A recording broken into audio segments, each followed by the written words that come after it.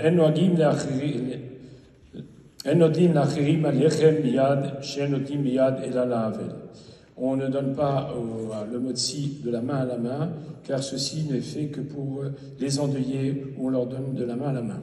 Et là, yaniach ala shulchan ifnehem, on le posera devant eux sur la table. Veu adin bazegam levanam aktanim, ayicholim nikach al lechem shelifnehem.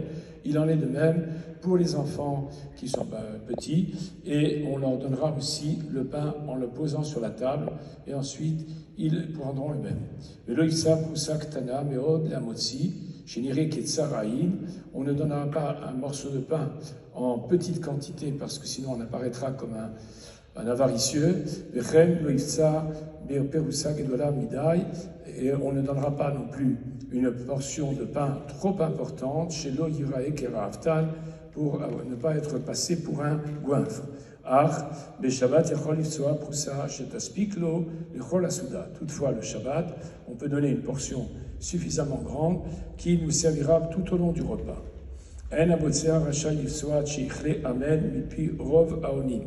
Celui qui fait le motzi ne pourra couper le pain ou mettre l'empataille aussi jusqu'à ce que l'ensemble des personnes ait répondu Amen. Tout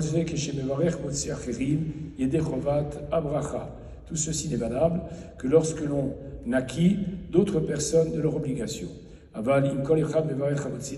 Mais si quiconque fait le motzi pour lui-même,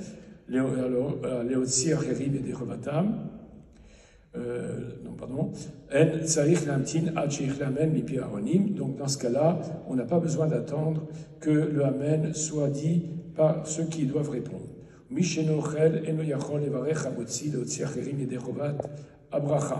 Quiconque ne consomme pas lui-même le motzi ne pourra pas faire la bracha du motzi pour acquitter d'autres personnes de leur obligation.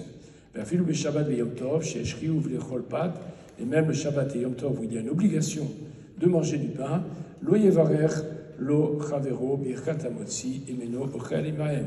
Donc, une personne qui ne consommera pas avec eux ne pourra pas faire le motzi.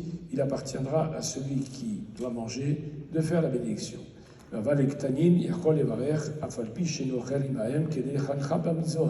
Mais concernant les enfants, on peut leur faire la bracha, même s'ils ne mangent pas avec eux, ceci à titre d'initiation.